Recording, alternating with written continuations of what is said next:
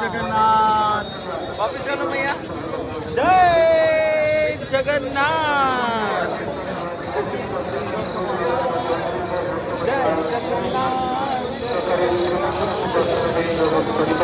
ஜெகநாதர் பலதேவர் சுபத்ரா 3 பேருடைய பிரம்மாண்டமான தேர் நாளைக்கு இந்நேரம்லாம் புறப்பட்டுரும்.